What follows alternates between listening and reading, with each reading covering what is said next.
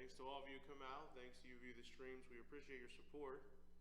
We are in the book of Isaiah, chapter 53. And we have been looking at one of the messianic chapters. Isaiah 9 would be another one that's very heavily involved with the prophecies about Jesus coming to the world. But Isaiah 53 is probably the most foretelling of how Jesus was going to live his life on the earth. And it's a very interesting thing because Jesus presented in the Bible is far different than what America teaches today. You see, in America we are very, very much so into the materialistic parts of life. It is the most common thing in most people's life in America. We almost exclusively are taught and think about materialistic things. So, to kind of give an example, if you talk to most people in America today, and I would say the grand majority of people, you will likely and very quickly find some conversation about money. It is a very big part of American society, and it's really the number one objective for most people is money. It's how we can have enough money to pay the bills. How we can have enough money to buy the things that we need, that we want. How we can have enough money to be comfortable and to retire. And so when you look at the American way of doing things, it is mostly around money. So nowadays, everyone has a job for the most part. I think we have an unemployment rate of just under right around 4%. I think it's about 4.5% actually, according to the federal statistics. But just about everybody works. If you don't work, you're generally looked down upon. That doesn't just apply to the man in the household, the husband. It also applies to the wife or the boyfriend or the girlfriend. Everybody has to work because we have to make money. And so we've created a society of sorts where money has become the primary focus. It's become such a focus that now both people have to work. And nowadays, it's beyond most people having to work. Generally, and I've seen a post about this that I actually think is very correct. It was kind of a meme, but I don't think that it was far off. And it was basically said that nowadays you don't just have to have a job. You have to have some kind of side job. You have to DoorDash and do some people's hair and do some other things on the side just to get by.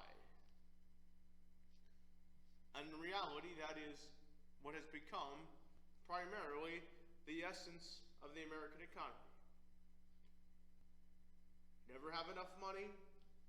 Things always get more expensive. People always try to make more money. There's more scams than there's ever been. Hospital bills are through the roof. Why? Because our society is based around materialistic things. But let's get away from money just for a second. We need to set this premise because it's so opposite of the way the Bible teaches things and so opposite the way that Jesus lived his life. Let's get outside of money for a second. I think we're all very aware that money is a primary focus in America. Let's go to the commercial side of things, because this is a massive thing in America. It's massive. All you have to do is get onto Google or get onto Facebook, and I'm thankful that God allows us to stream our church services through Facebook and to advertise through them. But I will tell you this, the advertising is the thing. You go to Google and there'll be an advertisement for something. You go to Facebook, there'll be an advertisement for something. YouTube will have an advertisement for something. Everywhere you go, any social media platform you go, there'll be advertisements basically. Any website that you go to, there will be advertisements. Why? Because America is so focused on materialistic things that all we do is buy things. It's very true. We spend part of our money making money, and we spend the other part spending it. And I'm not just saying just for bills, we spend the other part spending. There are advertisements for everything. And because phones are so addictive and technology is so addictive and electronics, we bombard it with advertisements, because if we advertise enough, likely somebody is going to spend money. And so America spends half their time making money, the other time spending it, because everything in America tends to the materialistic. What you can have, what will make your life better, what will look good on you, what will look good on your family, what you should spend your money on. And I've thought about this many times. Of course, nowadays you can look on Amazon and find just about anything. You can buy just about anything at just about any time.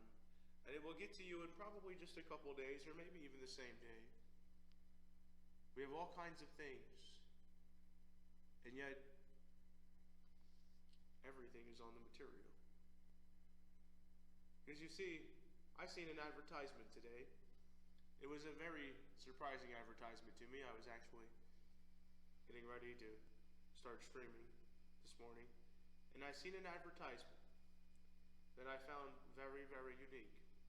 And very interesting, and just very much so, even more, pointed out how materialistic America is. The advertisement, I don't know if I can remember the name of the jewelry company. I think it was Viant. I really didn't look at the name that well. But they were advertising for a necklace. This necklace had what looked like a little square in it. It was kind of an interesting necklace. But the little square was actually a Bible. Now, you couldn't really tell that by just looking at it. It looked like a little square. But if it was magnified, I believe it was 3,000 times, it was actually the words of the Bible. The entire Bible was built into that little square. But you had to magnify it about 3,000 times, so unless you really had a significant magnifying glass, you would never read it, for sure.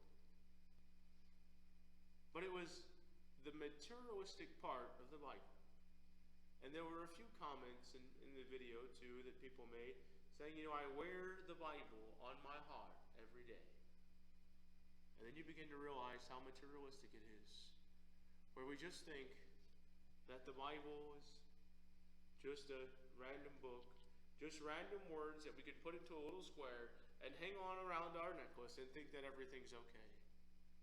Because I'm wearing the Bible. You see, we've based the entire society around materialism. Now, let's bring it into the church, and then we're going to look here at this text this evening. Or this morning, I said this evening. In the church, it's all based around materialism as well. Because, see, that's what our society is based around, and it's became the way that we base the way that we do things. You see, in the church, it's always about having a nice building. I'm not against a nice building. Got a nice building, nice pews, good lighting, good carpets, all of these things. These are the focus for a lot of places. When you go somewhere where it's the most beautiful place you've been, it's the nicest place, where they have the best singers, the best preachers, the best piano players. This is what they look for. This is how we decide whether or not a church is a good church or not. Do they have a speaker that can speak flowery things?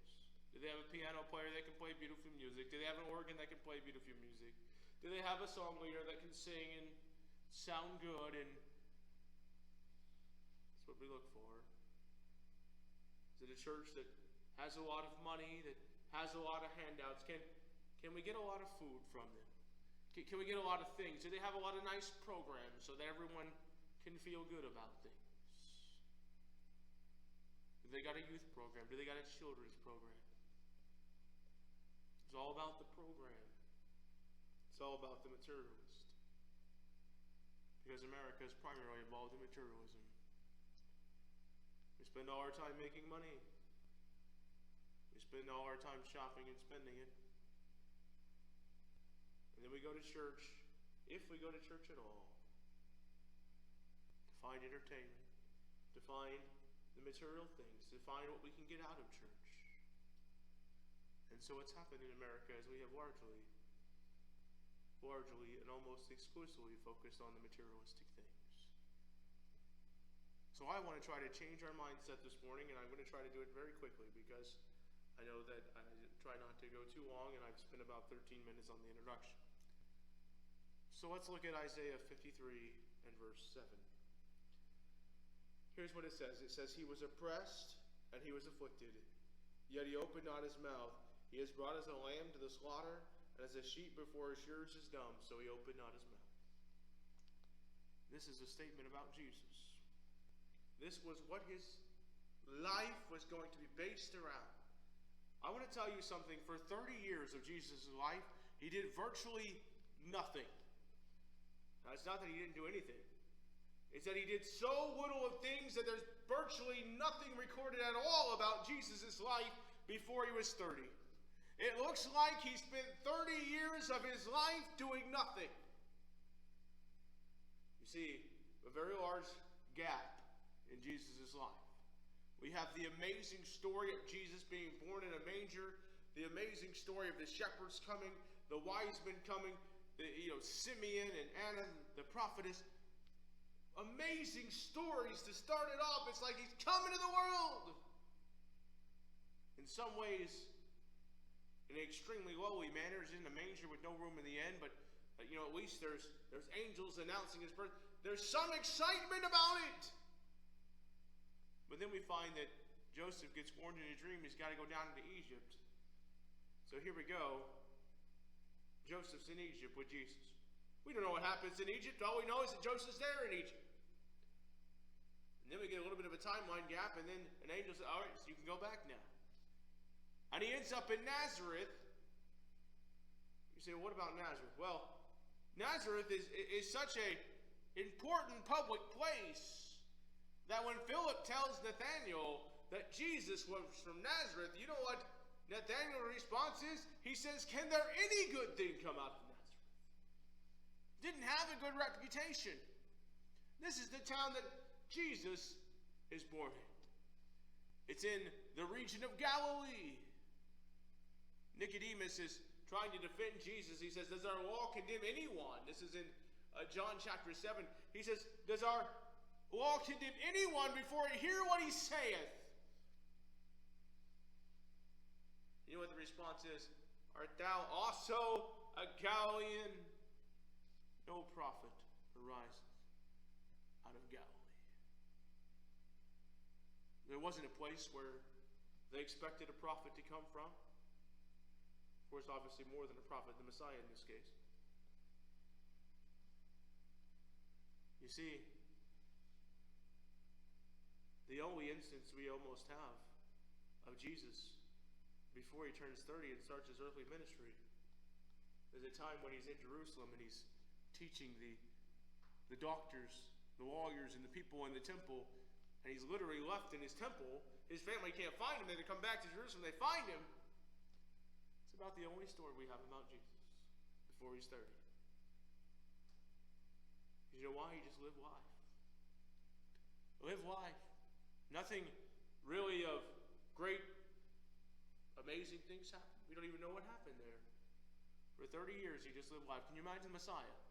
The King of Kings and Lord of Lords, and all he's done is live life. He's lived life for 30 years. We have almost no record of it.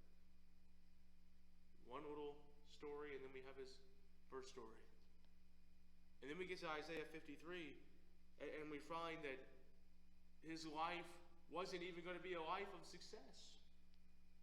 It says, he was oppressed and afflicted in verse 7, yet he opened not his mouth. Many times, if we're oppressed and afflicted, now obviously it's kind of big words because we really probably don't face too many of these circumstances all that often. But just think about it for a moment. If someone says something that's not very nice to you, okay? They say something that's, not very friendly. You know what happens so often? We immediately take offense. immediately take offense?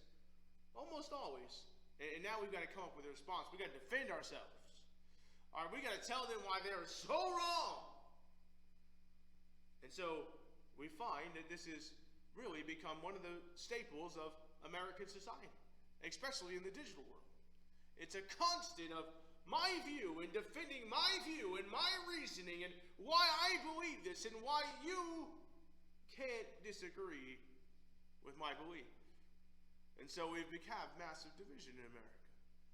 Obviously, that was just recently seen, just a couple weeks ago or so, the election. There was division, massive division. Over 50% going one way and almost the exact same one going the other way. As far as at least in the presidential thing, but even in all the states, the representatives, it's almost even. Not quite a 50-50 split, 53, 47, 52, 40. It's a division. There's a split and it's almost right down the middle. And yet, instead of taking it and bringing it to God, you know what happens? Automatically take offense. I got to respond. I got to defend my position. I've got to be right no matter what. But I'll tell you, Jesus is brought before Pilate. He's brought before Pilate. He hasn't done anything wrong. Literally has not broken a single law, really, except for one thing. He's claimed to be the Christ. He's claimed to be the Son of God. Now there's a problem. That was deemed as blasphemy if it wasn't true. But the issue was that Jesus had given all the reasons to believe that he really was the Son of God. He had done miracles among them. He had taught them about the things of God. He had healed people. He had shown them all kinds of things. They were amazed when they heard him because he didn't talk like one of the scribes. He taught as someone that had authority. You know, the Pharisees and the chief priests, they send officers at one point to take Jesus. This is also in John 7. I actually mentioned this earlier because of Nicodemus. But shortly before it tells us about Nicodemus, it tells us that the chief priests and the Pharisees, they sent officers to take Jesus. And I want to tell you what happens. It's pretty amazing what happens, actually. The officers don't take Jesus. They come back and the Pharisees are like, what are you doing? Why have you not brought him? And you know what they said? Never man spake like this man. There was something different about Jesus. He taught as one having authority. But you know what? When he was brought before Pilate and he's condemned, you know what happens? Pilate comes in and he asks Jesus a question. He gets a message from the Jews. He says, I don't find any fault in him. Just judge him according to your law. And you know what the Jews tell him? The Jews tell him, this man, according to our law, this man ought to die. Why? Because he made himself to be the Son of God. And you know what it tells us? It tells us in John chapter 19 and verse 8. When Pilate heard that saying, he was the more afraid. He was the more afraid. It tells us he goes back into the judgment hall. He wants to talk to Jesus. And he asked him, whence art thou? Where are you from? And Jesus doesn't answer him a thing. Doesn't say anything. He's being oppressed. He's being afflicted. He's being condemned to die. The people are saying, crucify him, away with him. And he comes to talk to Jesus about it. And Jesus doesn't say a word. Pilate finally says, don't you realize? I've got the power to release you. I've got the power to crucify you. And answerest me not. And you know what Jesus tells him? It's one of the rare answers that Jesus gives. He says, thou hast no power over me if it wasn't given thee from above. Therefore they that have delivered me unto thee have committed the greater sin. You see, Jesus is standing there. He's being oppressed. He's being afflicted. He doesn't even open his mouth. It says he's brought as his lamb, and I'm coming to a close here shortly. He's brought as a lamb to the slaughter, and as a sheep before her shearers is dumb, so he opened not his mouth. Doesn't open his mouth. Doesn't say, oh, you're wrong. He doesn't say, yeah, I haven't done anything. I'm the Son of God. You can't do anything about it. No.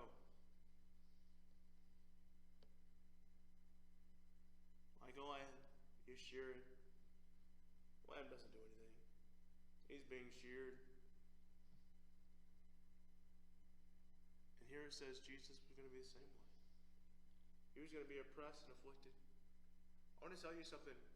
Jesus did not achieve the American dream. He wasn't in America anyways. He was in Israel.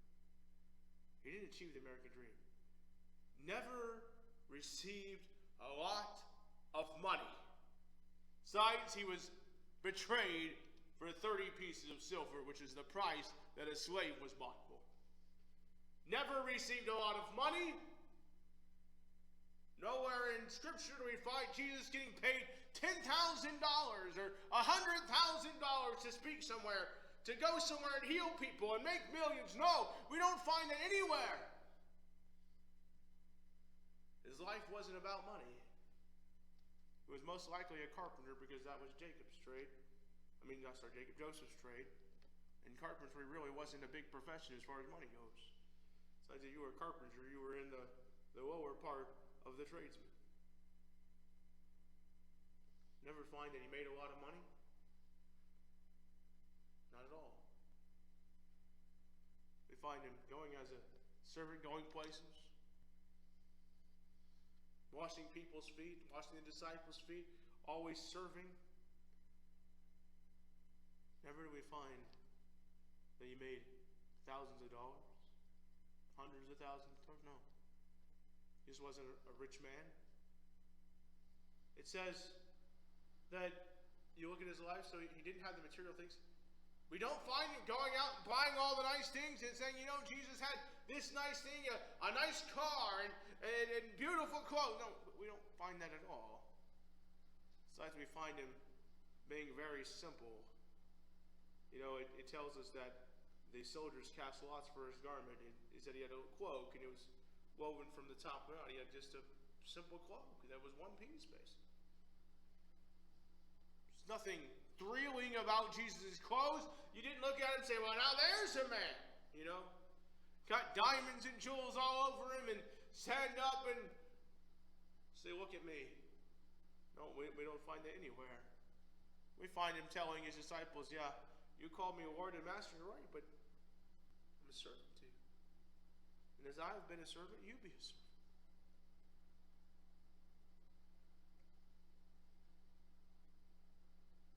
He doesn't have all the nicest things, didn't make all the money, didn't go out and buy all kinds of things and have everything nice, and no, we don't find that.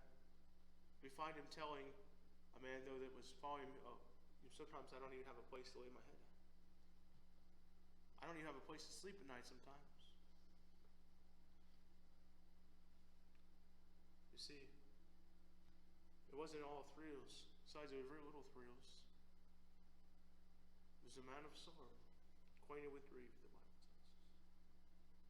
You see, we have a very wrong idea this morning. Because I want to tell you, it's not about money, materialistic things this morning.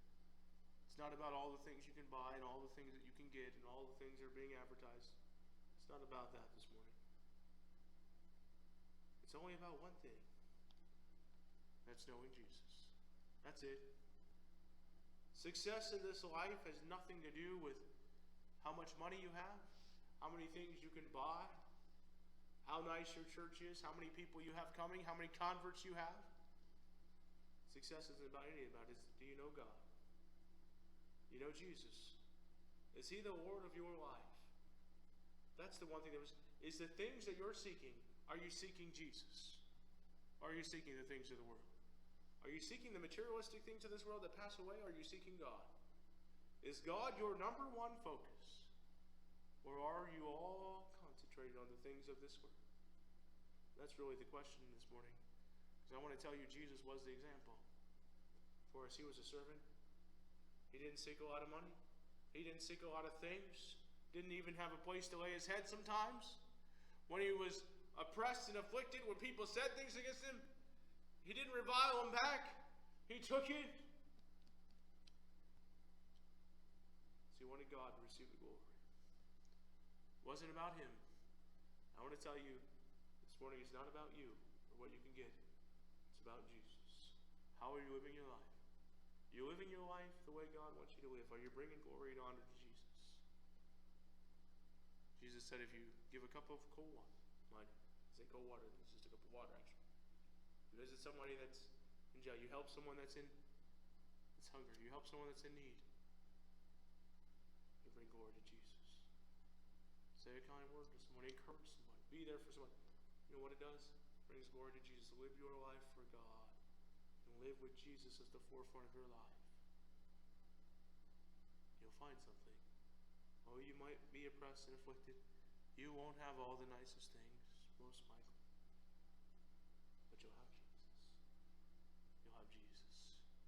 He says he laid the iniquity on of us all on him. And if we'll put our trust and faith in him, we'll find salvation.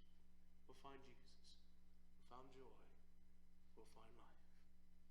I pray that you'll get your eyes off the materialistic things.